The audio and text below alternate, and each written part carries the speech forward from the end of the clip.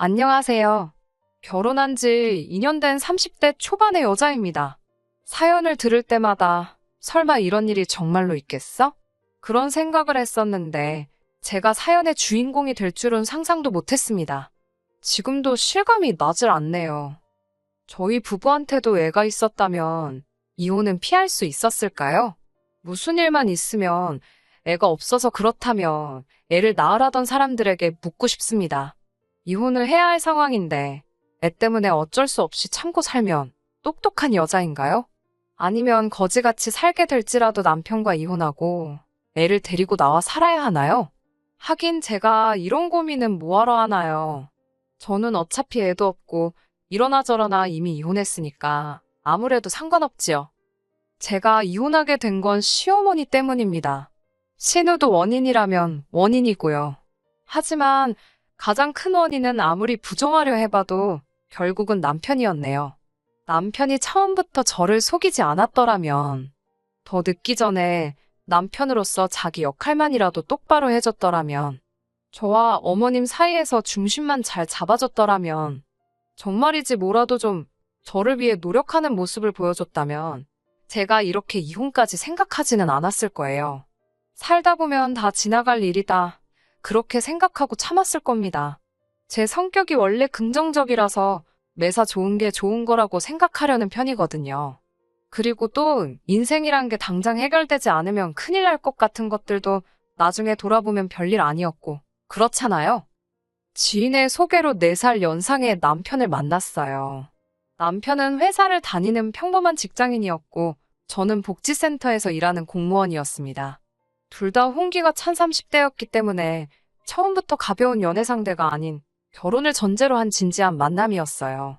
만나보니까 성격도 제법 잘 맞고 말도 잘 통하더라고요. 양가의 축복 아래 사귄 지 1년 만에 결혼하게 되었습니다. 재정 상황은 결혼 이야기가 나왔을 때 서로 깔끔하게 공개했습니다. 남편은 모아둔 돈은 한 7천 정도 있었고 연봉은 5천대로 이것저것 빼고 나면 실제로는 350에서 400 사이 왔다 갔다 한다고 했어요. 저는 대학교 졸업 후 직장 생활을 4년 정도 하다가 얼마 전 공무원으로 방향을 틀었기 때문에 모아둔 돈은 4천 정도 있었습니다. 거기에 친정에서 결혼한다고 하니까 5천을 보태주셨어요. 그리고 아시다시피 공무원이 워낙 박봉이라서 실수령액은 남편의 반 정도밖에 안 됩니다. 그래도 계산해보면 남편한테 처지는 상황은 아니었어요. 시댁이 아무런 도움도 안 주셨거든요. 대신 저도 예단은 안 했습니다. 아무튼 남편 돈에 제가 모은 돈 그리고 친정 부모님이 보태주신 돈까지 합해서 집뿐만 아니라 결혼하고 혼수까지 해결하니까 엄청 빠듯했어요. 그래도 대출 안 받고 시작하려고 정말 애를 많이 썼습니다.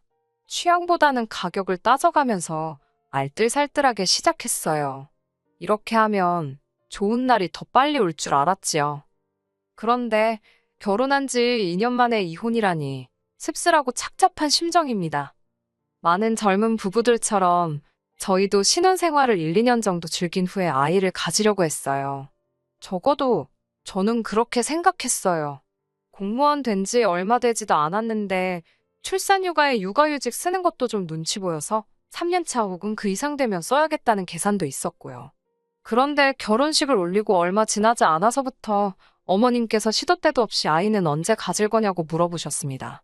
처음에는 솔직히 말씀드렸지요. 1, 2년 후로 생각하고 있다고요. 그러자 어머님께서는 여자 나이가 많으면 건강한 애를 못 낳는다며 하루라도 빨리 가지라고 성하셨습니다. 제 나이 만으로 30이었고 남편은 만으로 34이었어요. 그런데도 자꾸 제 나이를 가지고 그런 식으로 말씀하셨기에 스트레스가 이만저만이 아니었습니다. 결국 계획을 수정해서 생기는 대로 낳아야겠다고 생각했어요. 직장에서 눈치를 봐야 할 걸 생각하면 걱정이 앞섰지만 이때만 해도 이렇게 하는 게 자식된 도리라고 믿었습니다.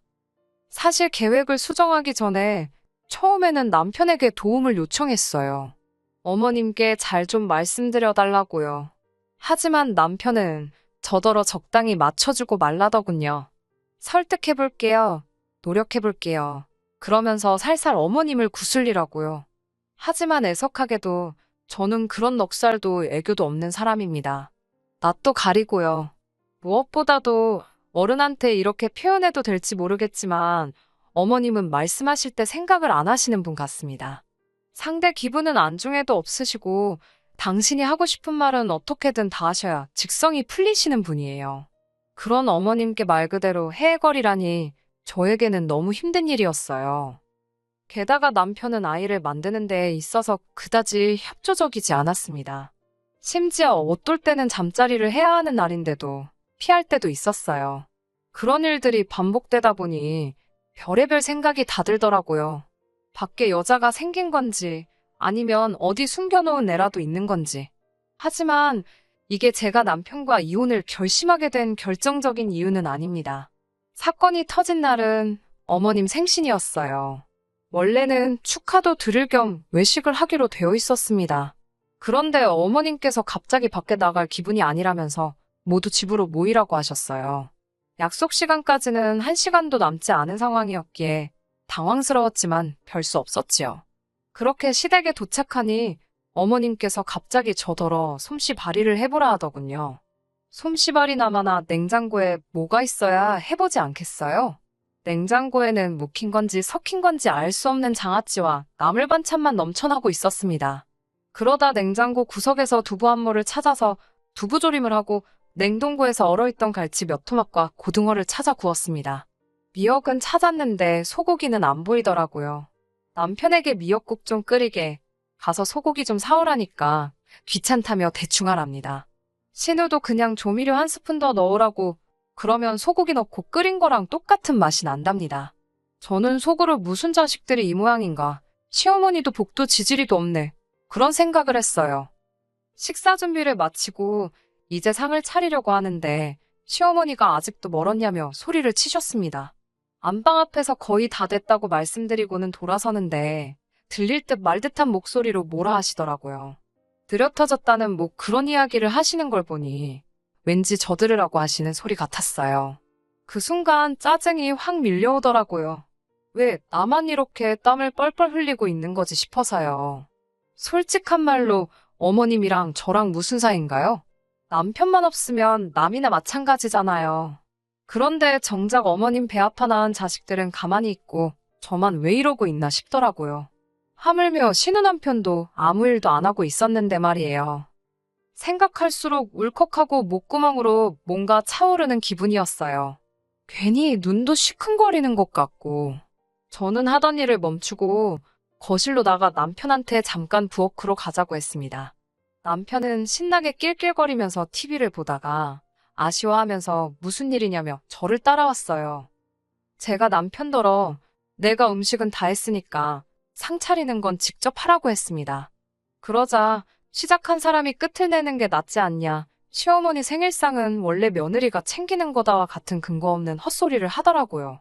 떠드는 남편 앞에서 저는 앞치마랑 고무장갑을 벗어놓고 창고로 쓰이는 작은 방으로 들어갔습니다. TV 소리도 듣기 싫고 시댁 식구들 그림자도 보기 싫어서요. 남편더러 준비 다 되면 부르러 오라고 했습니다. 그러자 어머님이 저를 뒤따라 오셔서는 저더러 뭐 하자는 거냐고 물으시더라고요. 그래서 남편에게 어머니 생신상을 차려볼 수 있는 기회를 양보했다니까 세상이 말세랍니다. 아들이 어머니 생일상 차려주는 게 말세냐고 되물으니까 됐답니다. 저랑 말도 하기 싫으시대요. 치사하고 더러워서 제가 만든 음식은 안 드신답니다. 그래서 마음대로 하시라고 했어요. 안 드시긴 뭘 안 드시나요? 밥 한 술에 싫은 소리 한마디씩 반참 삼아가며 맛있게 드시던걸요.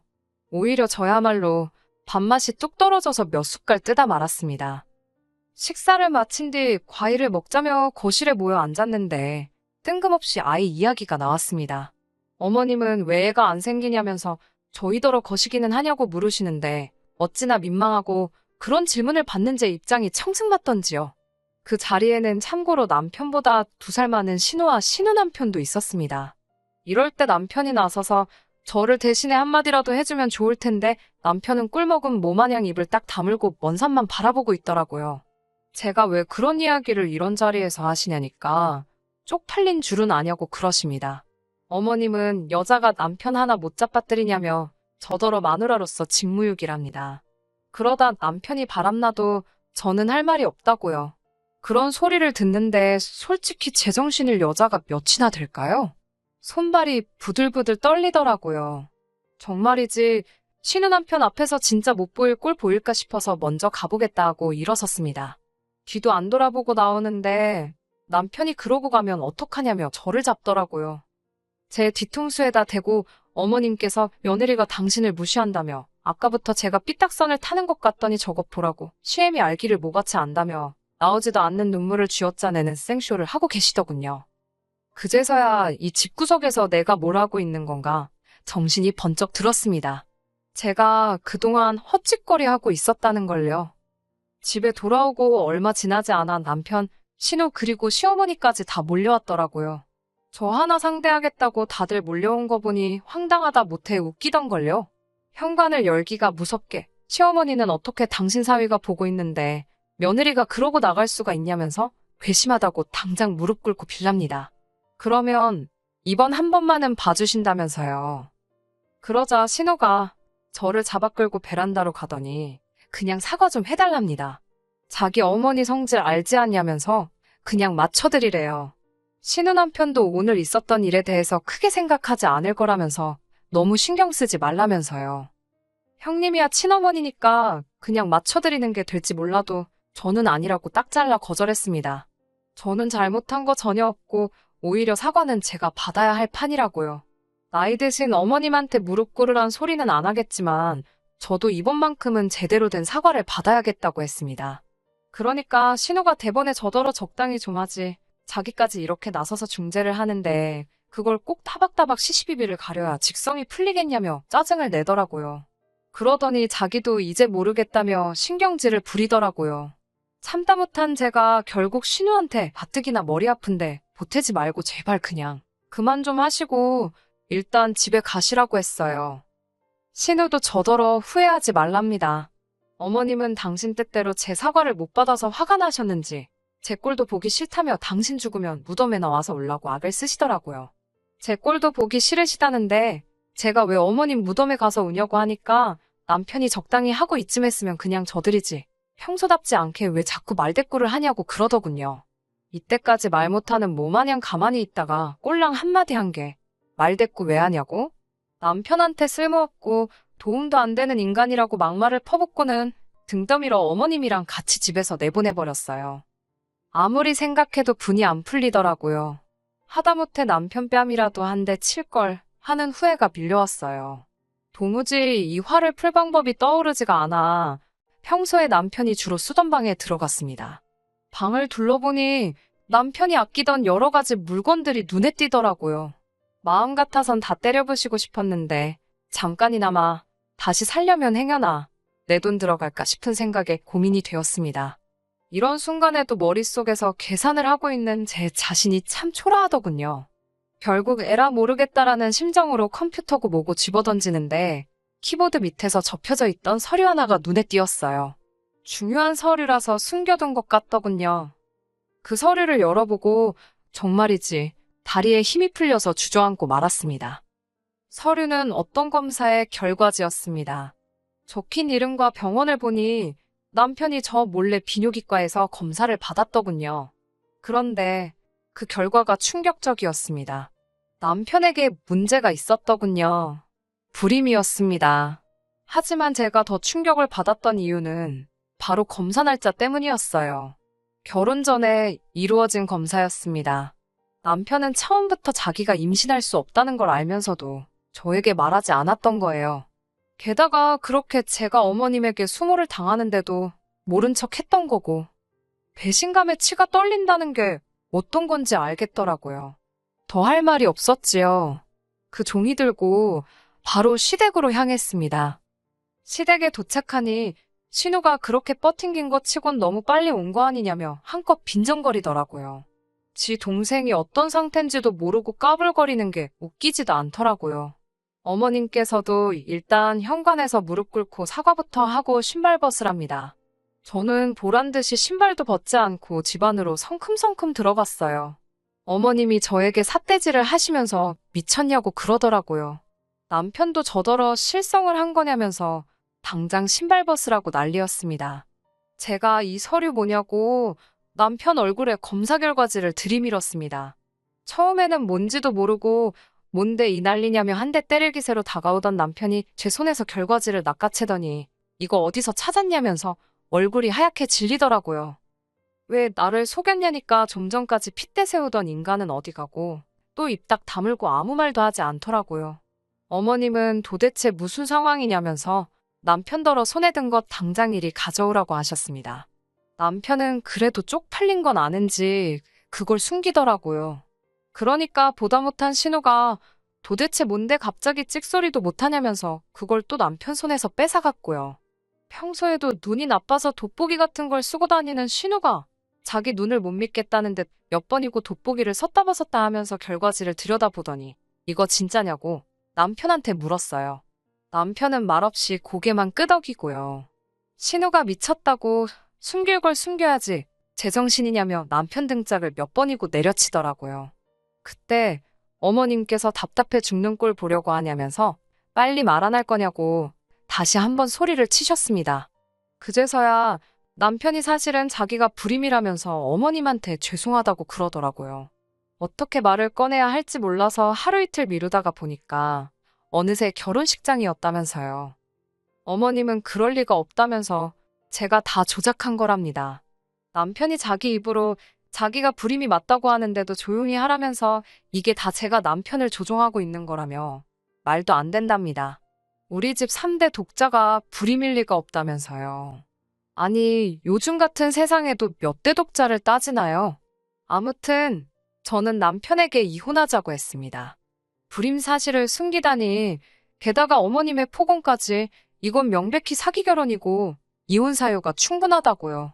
그러자 남편이 저를 사랑하는 그 마음만큼은 진심이었답니다. 언젠가는 꼭 고백하려고 했다면서 이제 모두가 알게 되었으니 입양도 생각해 볼 수 있지 않겠냐면서 같이 노력해보자고 하더군요.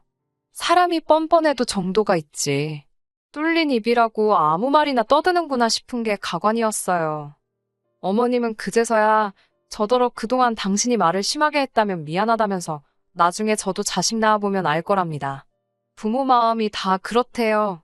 도대체 무슨 말씀을 하시는 건지 지금 저더러 어디 가서 하나 낳아보라는 말씀이냐고 빈정거렸습니다.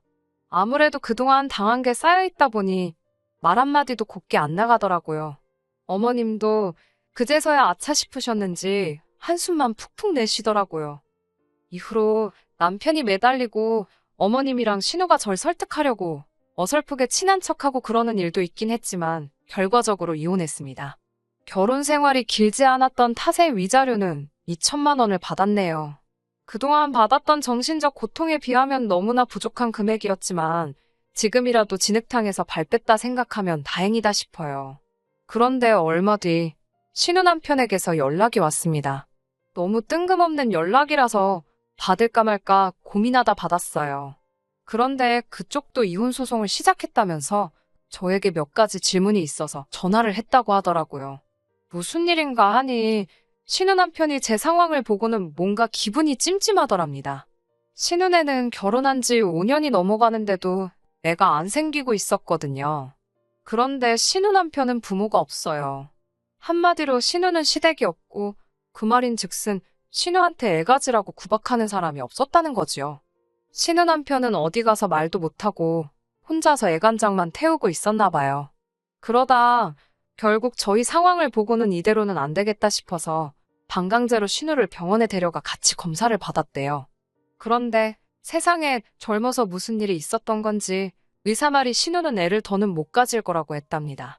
저희 남편은 그나마 무슨 염색체 이상으로 인한 신체적 결함이었는데 신우는 차마 입에 담기도 민망하고 추접스러운 이유였어요. 신우랑 시어머니는 신우 남편 앞에서 그래도 조강지처를 벌이는 법이 어딨냐고 울고짜고 난리였다는데 결국은 더러워서 못 살겠더랍니다. 그래서 이혼한다고 푸념을 눌어놓더라고요.